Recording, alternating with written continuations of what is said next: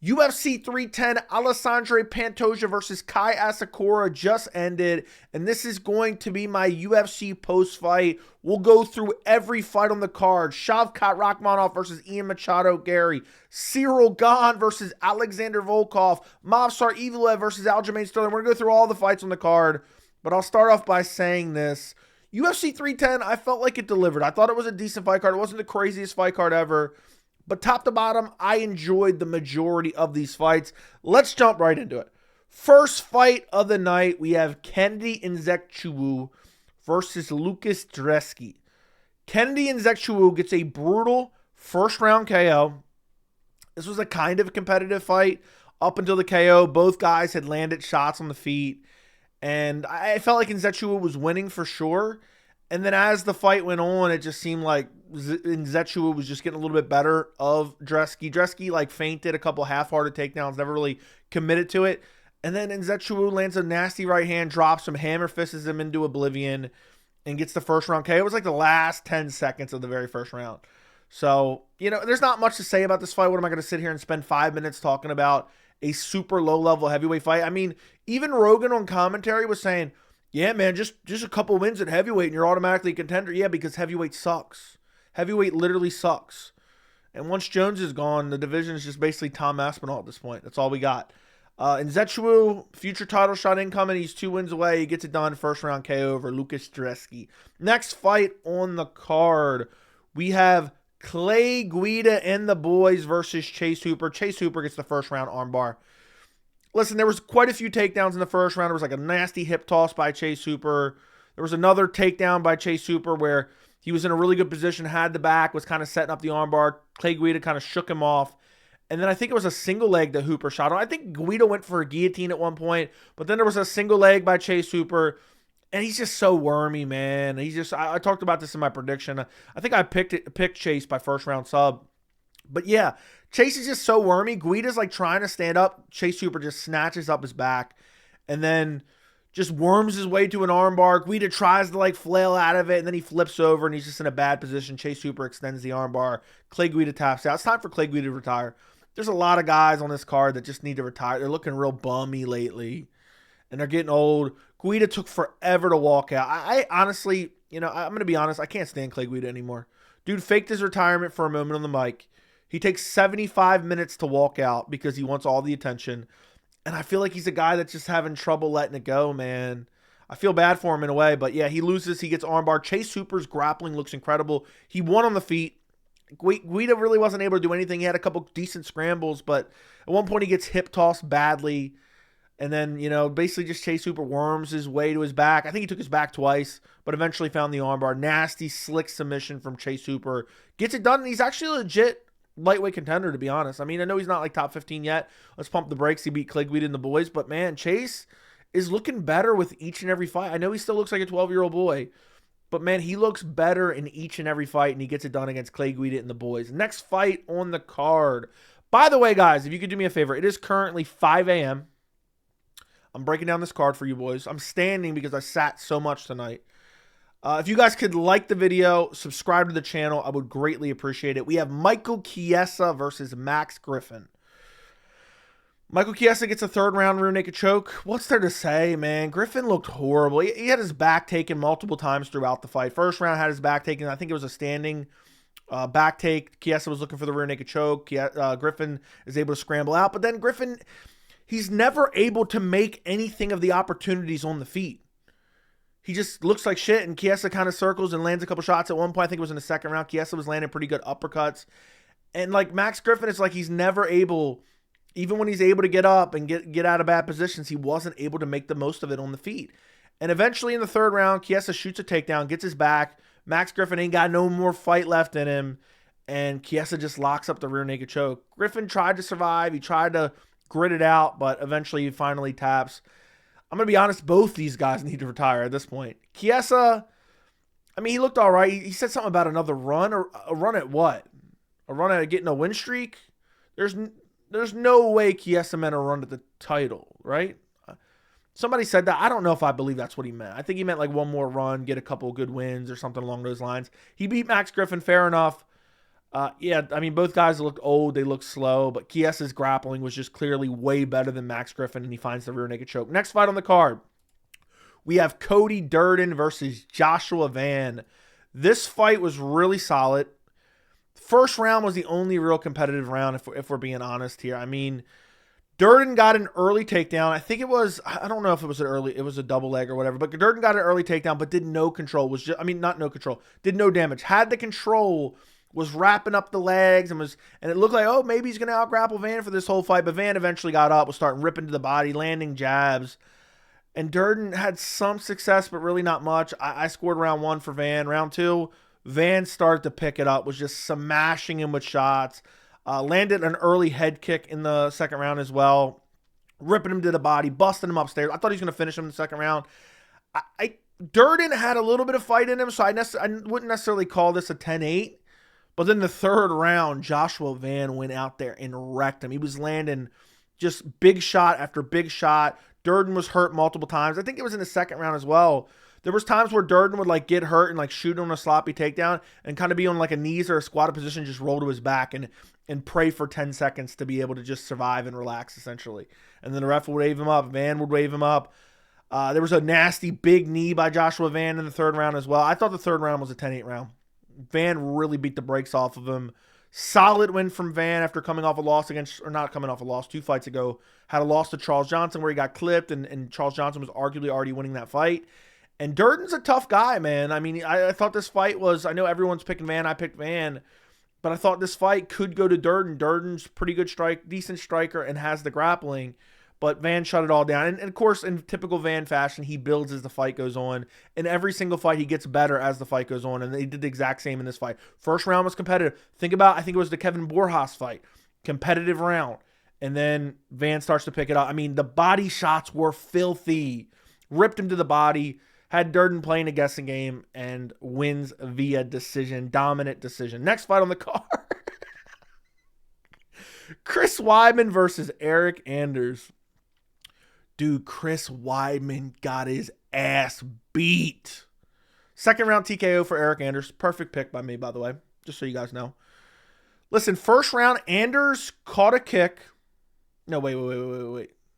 Yeah, I think Anders caught a kick. Weidman started popping him while Anders was holding the kick. Shout out Benson Henderson. If you know, you know. Let me know down in the comments. And then, wait a sec. Yeah. Anders caught a kick. Weidman starts popping him. Anders like trips him, and Weidman posts up on his hand, and Anders hits him with a head kick. Starts swarming him everywhere. Looks like he's going to finish Weidman, attacking him. Weidman's down on all fours. Weidman looked horrible. From the jump, when he was like jumping and like shaking his arms out and stuff, he looked he looked slow and old. And then in the fight, multiple times, he's like backed up against the cage. He's like falling and grabbing on the fence. But then Anders throws an illegal knee. Now, it didn't look like it really contacted Weidman's head at all. It didn't look like it hurt him at all. It looked more of his shoulder. But it gave Weidman the opportunity to recover. And then as soon as the fight restarted, Weidman caught him with a short shot, dropped Anders, went to the ground with him. Didn't do a whole lot of damage. Anders kind of survived just being on the ground. Weidman didn't really do much. And I thought round 1, probably Weidman, because he hurt him worse. But Anders landed a lot of big shots, but he never really put him down. So round 1 is kind of a wash. And then in round 2, Weidman should be ashamed. I mean, that's not still my boy. And by the way, the illegal knee was actually Chris Weidman's fault, just so you guys know. It was actually Weidman's fault. The illegal knee was Weidman's fault. Shame on Chris Weidman for getting illegal kneed. Just like, it was Bruno Silva's fault that Chris Weidman brutally eye-poked him 75 times. So anyway, second round, Chris Weidman decides to pull guard on a guillotine that he did not have, and then proceeds to literally lay there like a dead fish afterwards. And Anders is just beating him up, scramble, beating him up, a little bit of scramble, beating him up. And eventually, I think they were up against the fence. Eventually, they end up like a little bit further away from the fence. And Anders just beating him up. And it's like the ref's thinking about stepping in. And then Anders kind of slows down because he's getting tired of just beating the shit out of Weidman. And then it's like hammer fist. At one point, it looked like Weidman might have been complaining about a little bit back of the head shots. And then basically, Anders just smashed. This is a little bit of a crazy comparison. This kind of gave me Luke Rockhold Weidman vibes. If you ever seen that fight, Luke Rockhold's in full mount, just beating the piss out of him, and the ref's not stopping it. Finally steps in. mercifully earlier in the I think it was the fourth round than the third round, which should have been stopped. It wasn't that brutal, but Anders was smashing him up, hammer fist, elbows, smashing him. Weidman's not really fighting back. He's moving a little bit. And then it was kind of like a weird stoppage where it was like a cumulative stoppage, a cumulative damage stoppage rather than just a big flurry at once, because Anders wasn't throwing like super violently and the ref just said jumped in. Weidman starts complaining. Now, I don't know exactly what he said, and it was in the heat of the moment, so we'll give him a little bit of a pass. But man, Weidman is a scrub, an absolute scrub and a bum. And don't ever call this man the All-American again. I never, ever want to hear somebody call him the All-American again. Dude's classless. He brutally eye-poked Bruno Silva. I wish they would have never stopped this fight. I would have liked to seen Anders beat him up for another round. I wish Anders would have eye-poked him and got away with it. I wish he would have kneed him in the groin and got away with it. I wish he would have fish-hooked him and got away with it. I wish he would have just cheated everything under the sun, grabbed the fence. I was hoping there was going to be like some borderline illegal shots towards the ending, and so Weidman could complain about it afterwards. Oh my, I was praying for that, but ultimately that didn't happen. Weidman gets destroyed, second round TKO. Eryk Anders gets it done. Next fight on the card, the very first regular prelim, not the early prelims. We're off the early prelims. They told Weidman, get on the early prelims. We know you're washed up. It's sad, actually. I remember when Weidman actually used to be decent. I wasn't a big believer in him. But anyway, Randy Brown, Bryan battle. Split decision win for Bryan battle. I agreed with the decision. Randy Brown had lower fight IQ in this fight. I mean, he was losing in the clinch, but he continued to clinch. Now, the first round I gave to Randy Brown. He was ripping big shots to the body. Battle wasn't even reacting. Battle was clinching up and doing decent in the clinch, but Brown took him down twice. Had a crucifix towards the end, landed some decent ground and pound there. Brown clearly won the first round. And then the second round, it was like Brown was winning on the feet and initiating the clinch. And then Battle would win in the clinch. There was a big knee in the clinch by Battle, I think, to the head. There was an eye poke at some point in the second round as well. But I thought Battle clearly won the second round. I had it 1-1 going into the third. And then the third round, and by the way, they cut away to commercial like with 3 seconds on the clock at the end of the second. Absolute embarrassment, unprofessional, fly-by-night company, by the way. Third round, basically Battle just beat him in the clinch. Brown had like one moment where he threw a flurry out in the open, but then Battle was just beating him up in the clinch. And Battle was trying for a takedown but wasn't able to get it. But Brown just accepted the position. If Battle would have tried to disengage and land some shots on the feet, he could have won. But basically, Battle just wins in the clinch. He missed weight by like 4 or 5 pounds. And yeah, I don't really know if it means anything for Bryan Battle. And Randy Brown, honestly, if he would have just, I don't know, he clinched. He initiated a lot of the clinches. And then he would lose in the clinch. Even though he was able to take Battle down, he wasn't really able to ever control him too much other than the crucifix. But yeah, Bryan Battle gets it done. I agree. I think it was a 29-28 decision win for Bryan Battle. I like the decision. Next fight on the card. Look, I know a lot of people are going to shit on this fight. I enjoyed this fight. Movsar Evloev versus Aljamain Sterling. Movsar Evloev wins via unanimous decision. I thought this was the right call. I mean, both guys honestly impressed me in this fight. Aljo is better than I thought.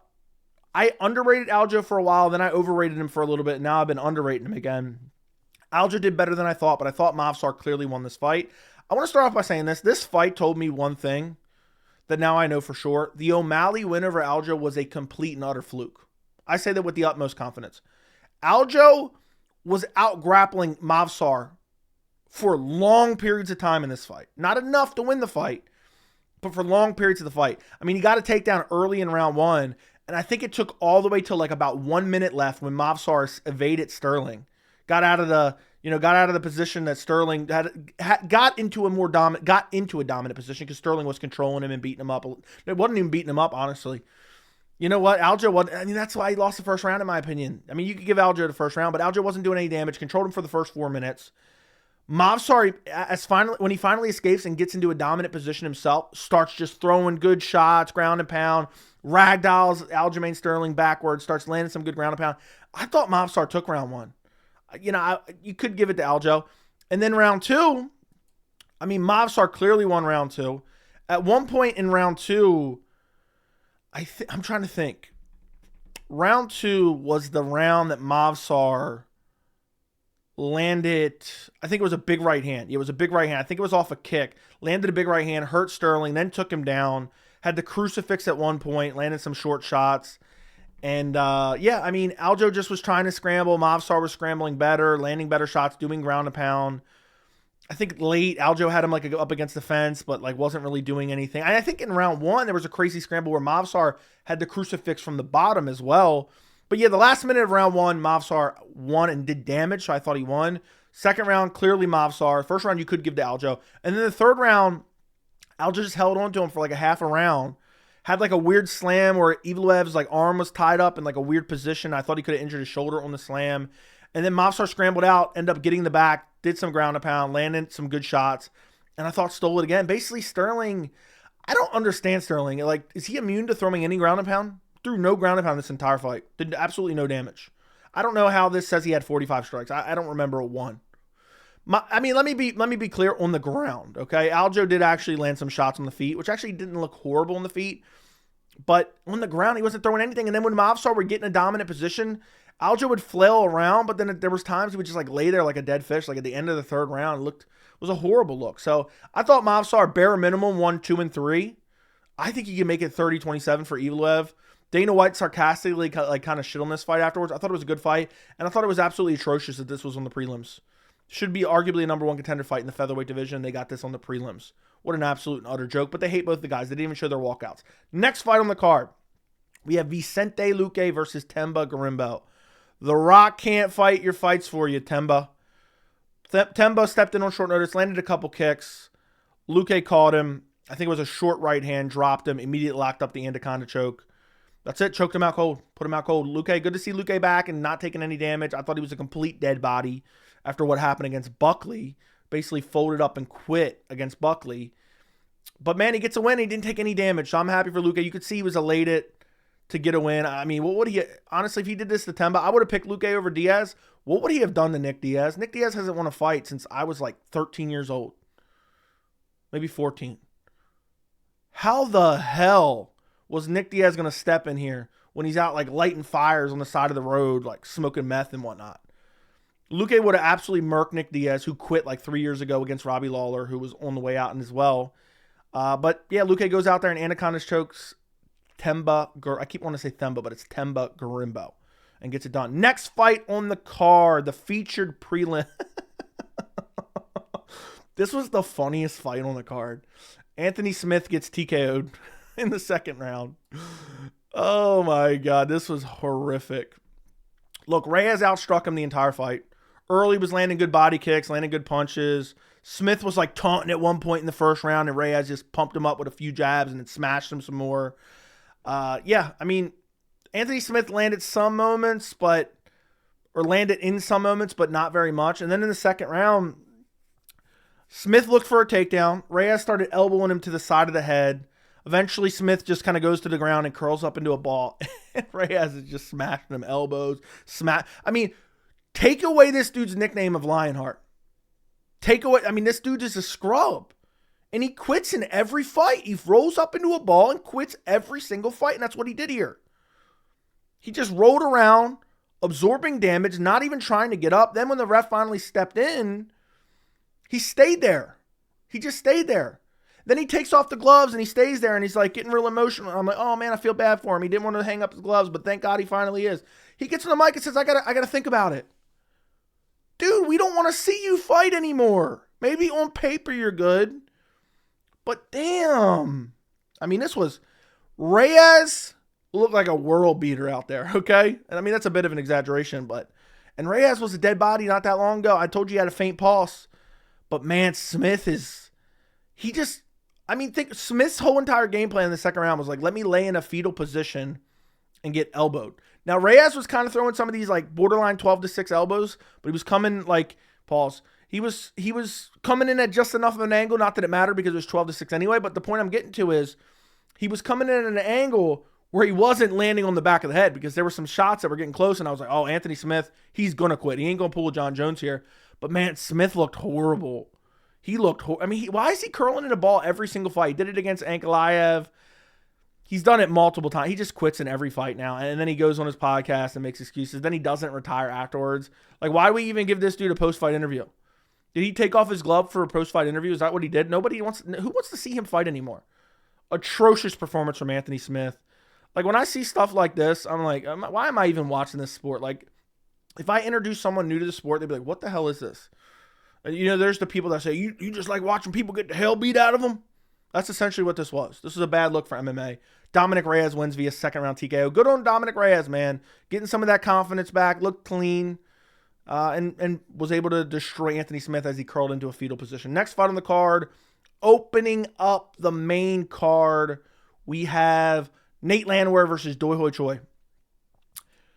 You know, this isn't as bad as some other fights, which we'll get to in a second, but why was Movsar versus Aljo not on the main card? But anyway, Doi Ho Choi wins via elbows in the crucifix position in the third round. I know that's a mouthful. But listen, Doi Ho Choi dominated this fight. Absolutely dominated this fight from start to finish. Was whooping him badly on the feet early. Uppercuts nonstop. Landwehr was clinching and getting taken down and then beaten up on the ground. And Doi Ho Choi took his back and was beating him up there. And Nate was just getting outworked. And, Nate was attacking the body with some teep kicks. This is all he was having success with. Second round, landed a spinning back elbow, but Choi was all right. And then Choi was out-grappling him in the second round as well. And then the third round, Doi Ho Choi took him down. Doi Ho Choi looked like he was starting to get tired, and maybe the momentum was kind of going Landwehr's way. A little bit, just a hair. Doi Ho Choi took him down, got him in the crucifix. Nate Landwehr tried his damnedest to get out of that crucifix. But Doi Ho Choi just beat him up for like 3 minutes, probably 2.5 minutes in the crucifix. And the referee finally said, you know, I've seen enough. Because Nate was like trying to move, but he wasn't having any success.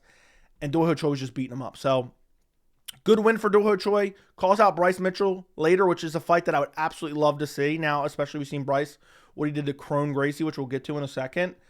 But yeah, great win for Doi Ho Choi. Looked great on the feet. Looked great in the grappling. Nate Landwehr, you know, he's a poor man's Bryce Mitchell, really. Not even a poor man's Bryce Mitchell, I'm trying to think. Nate Landwehr is kind of like an Austin Lingo in a way. You remember, was it Austin Lingo? I think that was his name. I don't know if he's still in the UFC or not. But yeah, Doi Ho Choi looked incredible. He's still riding the coattails of that Cub Swanson fight of the year. But yeah, looked amazing in the feet, on the ground, looked elite. I don't know if he's ever going to be a contender. Probably not. He beat up Nate Landwehr. Doesn't mean all that much. But man, finishing Nate Landwehr is no easy task. No easy task. Doi Ho Choi gets it done. Next fight on the card. First question at the press conference. Yeah, you right over there.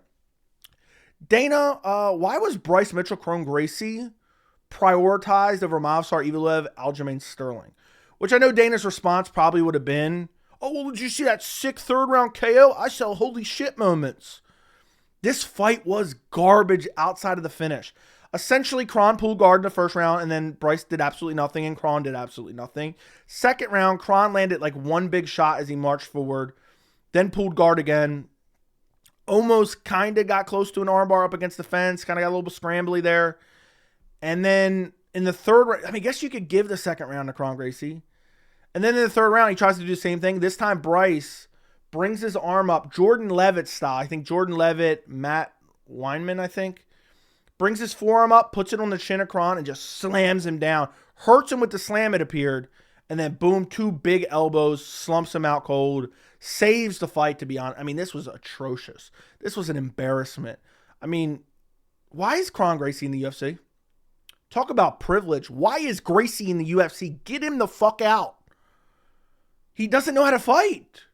He doesn't even know how to fight. His striking looks garbage. He doesn't even have a game plan. He's just pulling guard and doing nothing. Just going to pull guard and do nothing? That really infuriated. The first 2 rounds really infuriated me. Like, how you know how people, the Dagestani hater fan base, you know how they talk about like Islam's boring and this guy's boring and that guy, and they're not really boring? That's how I feel about Kron. That's how I feel about Kron, but I have legitimate gripes here. But luckily, Bryce saved the day and got a brutal KO, and, you know, he doesn't wear seatbelts, and he thinks the earth is flat. And, yeah, he gets it done. He brutally KOs Kron Gracie, which is exactly what he should have done. So, he gets it done. Good win for Bryce Mitchell. Moving up on the card, we have the featured fight of the card. We have Ciryl Gane versus Alexander Volkov. Ciryl Gane wins via split decision in a brutal, disgraceful robbery. These judges are just atrocious. And I saw this coming. I called it on live stream. I said, look, the judges might mess this up. As a matter of fact, I think the judges are going to mess this up. You can just tell. First round, Volkov gets an early takedown. There was a little bit of a striking exchange. Then Volkov gets an early takedown. Doesn't do much with it. Gane was able to get up, get a takedown of his own. Does a little bit of damage, and then he's like standing up, posturing. Volkov grabs the back of his heels and kind of pushes him backwards and almost trips him down, but he grabs the fence. I don't know if he would have went down anyway, but then anyway, Volkov scrambles up, shoots in on a takedown of his own, ends up in a guillotine to end the round. First round, I scored for Ciryl Gane. I think you could give it to Volkov, honestly, but I scored the first round for Ciryl Gane. After that, I don't know how you score anything for Gane. By the way, this was a dog shit fight. Second round, Volkov was landing good shots, landed a spinning back fist, some good punches, some good kicks. I think this round he landed a head kick in, if I'm not mistaken. And then like late in the round, Gane landed a right hand and then shot him on a takedown. And then Volkov was looking for a guillotine and then Gane was looking for the Von Flu. So I guess maybe if you're like, oh, well, the submission attempts and this and that, maybe you could give it to Gane. No way. No way you give the second round to Gane, in my opinion. Third round, Volkov shot a takedown. Gane laid on his back, looking for a Kimura that was not there. Like Volkov was shielding it with his leg and his entire body, and Gane just held on to the Kimura basically for the entire round. Let me look at strikes in the third. Look, 4 strikes. I mean, I don't trust these stats, but you get my point. If they're saying 4, max it was 8. All right? That's crazy. Volkov was able to land some short ground and pound. Gane just laid there. Clearly loses the fight. Clearly dejected afterwards. Then they read the scorecards and they give it to Gane somehow. Gane's already out of the cage. He already left. He dipped out because he was so disgusted with his performance. And then they have to call him back and he says, oh, I broke my toes in the first round on a teep kick. So I don't know how many toes he broke. That's his excuse for why he lost, I guess. But I don't know if he was trying to act. I couldn't really pick up on everything he was saying, but I don't know if he was trying to act like he won. Like, he said I wasn't happy with my performance, but he didn't come right out and say, look, I lost that fight. But I guess you don't expect him to. But, man, Volkov got robbed of his win bonus. I'll tell you that much right now. And these judges just have to ruin one on every card. Volkov has improved massively. Let's forget about the judges. Screw the judges. They're horrible. They're atrocious, but they're bad every single card. So what it is. Volkov has improved massively. I mean, Gane put on like a 5-round masterclass when they fought a couple years back. I believe in 2021, if I'm not mistaken. Gane went out there in this fight and didn't look anywhere near as good as he had in the previous fight. Volkov put it on him, was landing good teeps, good body kicks, a head kick, looking good with his hands as well. And Gane just looked kind of like, I don't know, stuck in the mud almost for a guy who's supposed to be like the more athletic, fast heavyweight. He didn't really land any super clean shots. I think there was like one good right hand in the second round. And outside of that, he didn't land a lot of like great shots in this fight. And Volkov was clearly winning on the feet. Volkov had the better grappling as well. Ciryl Gane has low fight IQ, looking for a heel hook at the end of the first round, which could have arguably cost him the round. So, yeah, Volkov should have got this win. I hope the UFC pays him. It was a brutal and utterly disgraceful robbery. And, like, I just don't get it, man. I really just don't get it. I mean, maybe they're scoring those submission attempts. That's the only thing I can think of. That's the only thing that even remotely makes sense. But, yeah, heavyweight division's garbage. To be honest, I don't think either one of them look particularly good. Volkov looked like he's massively improved, which I've been saying for a while. But it's heavyweight. I think both guys look sluggish. Basically, the heavyweight division is Jon Jones and Tom Aspinall. That's it. And Tom Aspinall gets into a second or third round. Who knows what he's going to look like, to be quite honest. So, Volkov gets brutally robbed. I know he's pissed. And hopefully the UFC takes care of him. But Ciryl Gane somehow gets a win. But he's going to blame his broken toes, I guess. Next fight on the card, co-main event. We have Shavkat Rakhmonov versus Ian Machado Garry. I, for one, am proud to be the president of the Ian Machado Garry fan club. I'm truly proud. He lost the fight. He lost the decision. I think it was 48-47 on all 3 judges' scorecards. Man, Shavkat squeaked this one out. First round was Shavkat nothing but clinching. Second round, Shavkat clinched the majority of the second round, but landed like 2 big right hands, which basically won him that round. Garry had some moments, was chopping at the legs a little bit. Third round, Garry just pieced him up, was chopping the legs, landing good shots, avoiding all the takedowns of Shavkat. And in the first round, Garry was up against the fence, right? He was landing little short shots. Shavkat was just trying to work a takedown. And at one point, he dragged Garry out and had Garry all types of off balance. And Garry was able to just stay up, which was incredible takedown defense. And then almost got a takedown of his own in the first round, but ultimately the first round really wasn't great. Garry landed a couple leg kicks. That was about it. But then the third round, again, I already went through the second round. You get my point. I think Shavkat also had like a spinning back fist that barely glanced him in the second round. But yeah, Shavkat basically won the second round with 2 big punches, 2 big right hands that Garry then clinched up afterwards. Shavkat was putting his fingers up his ass and everything in the clinch. Third round, Garry was wobbling him with leg kicks, landing good shots. Basically, Shavkat landed nothing but low power shots and little shots to the body, little jabs to the body. And yeah, Garry won the third round. Then the fourth round, Garry was winning, but then he got taken down. And then he reversed it. And then, like, Shavkat had his back. Shavkat did a little bit of damage with the ground, put a little couple hammer fists. Garry eventually tries to get up, and Shavkat tries to take his back. He shakes him off the top. Garry goes for a front choke that was super tight but had no body control. Shavkat scrambles out. They're back to their feet. Garry should have just disengaged and kept striking, but instead Shavkat rushes in, looks for another takedown. Garry jumps on a guillotine, which was kind of tight, but again, he didn't have the full guard. Shavkat was able to scramble out and then did a little bit of ground and pound. So I thought Shavkat won the fourth round. So I scored 1, 2, and 4 for Shavkat. Fifth round, best round of the fight. Shavkat looking for a takedown. Garry takes Shavkat down, takes his back, starts looking for the rear naked choke. Incredible round. Garry couldn't get that rear naked choke. Shavkat just kept his chin tucked very, very well.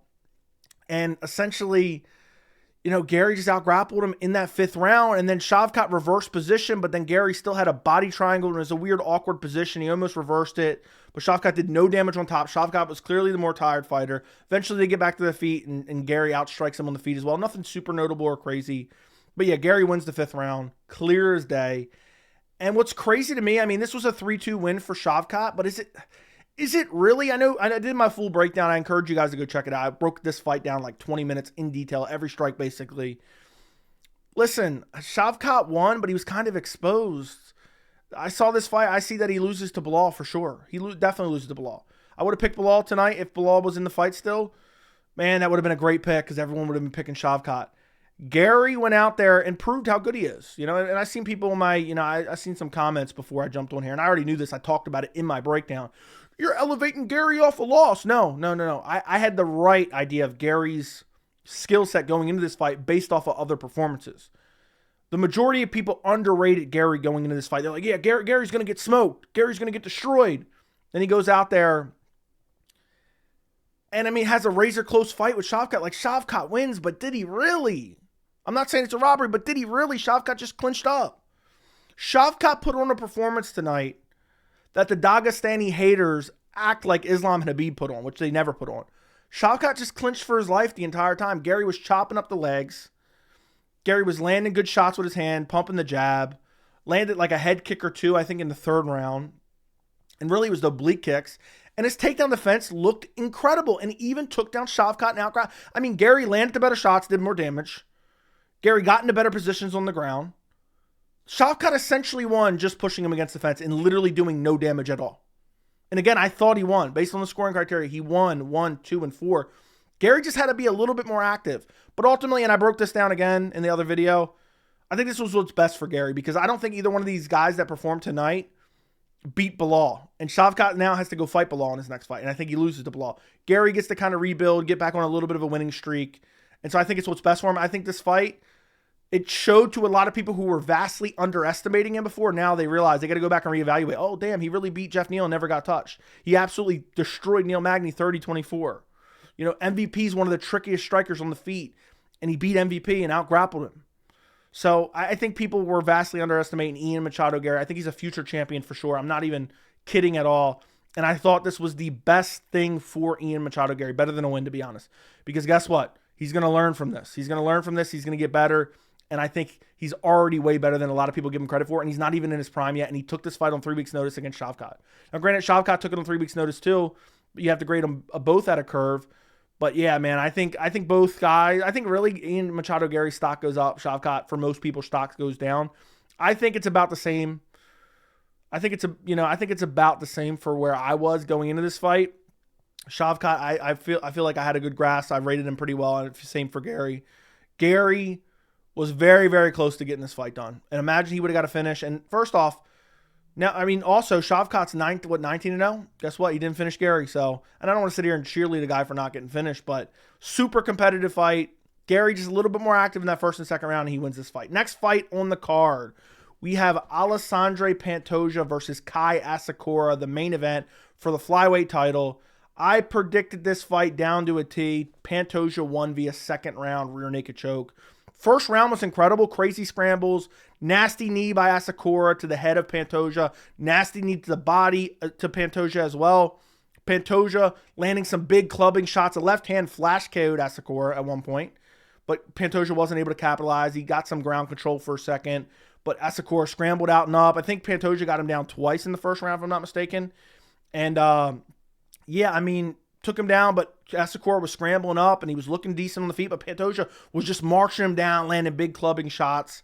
Then in the second round, Pantoja gets a hold of him, drags him to the ground, holds him down for a little bit. Asakura scrambles back up. As he's scrambling up, Pantoja jumps on his back. Then they're up against the fence and he has like almost a body triangle, has his back with like a body triangle, but instead of having his leg wrapped around because he's standing, he has like the foot jammed into the fence. And then it's like he pulls Asakura's weight this way, makes him readjust, jumps on the back, actually has both hooks in, pulls Asakura down, and locks in the rear naked choke and chokes him out. I mean, look, Asakura is good, but I knew his grappling was going to get exposed in this fight. His grappling is not. Pantoja is amazing. Pantoja talked about Demetrius Mighty Mouse Johnson. I think Pantoja beats Mighty Mouse, even in his prime. I think Pantoja actually may be the GOAT flyweight and doesn't get enough credit. He beat this dude on the feet, was landing on the feet, was clubbing him, was walking him down. Every shot that he ate, he didn't even react to. I mean, the knees were filthy. The knee to the body looked like it could have hurt him badly. And he just ate it and really didn't do anything. Didn't affect him at all and just kept walking forward. Pantoja fights how you would fight in a video game. But the jiu-jitsu and the scrambles are unbelievable. The way he jumped on the back was incredible. I think Rogan said it right away. Look at the way he jumped on that back. It was just lightning fast. Asakura didn't even have time to think about it. Pantoja didn't have time to think about it. He just did it. Because it's those years and years of elite level grappling. And people act like he's boring because he grapples, but he has nasty hands as well. I mean, literally flash KO'd Kai Asakura in the first round. Go back and rewatch it. You don't believe me. It was a left hook. It was almost Chandler Oliveira-esque won the first fight, not the one that where Chandler brutally cheated multiple times. But yeah, Pantoja gets it done. I think the only guy that would have had a chance to beat Pantoja, but probably would have still lost, would have been Muhammad Mokaev. But the UFC decided they weren't going to re-sign him. So I don't know who's next. Maybe a Royval trilogy, even though Pantoja hasn't beat. Maybe Moreno gets another win. He could get a fourth fight, I think, with Pantoja at this point. I know the exhibition doesn't necessarily count, so it would probably be a trilogy, but I guess they would count it as a fourth fight. Pantoja looked incredible. Great win. But again, it's like I think Asakura, as a debutant, I don't even think he deserved the title shot necessarily. I didn't mind it because of the lack of depth in the division. But yeah, Pantoja treated him exactly how I anticipated it. Alexandre Pantoja gets it done via second round rear naked choke. It is now almost 6 a.m. I would appreciate you guys if you would like the video, subscribe to the channel. I appreciate you guys very much. If you want to see my live reactions, go check them out. Please go check out the co-main event dedicated breakdown. I would really appreciate it. I'm going to bed. Good night. Goodbye. I'll see you in the next video.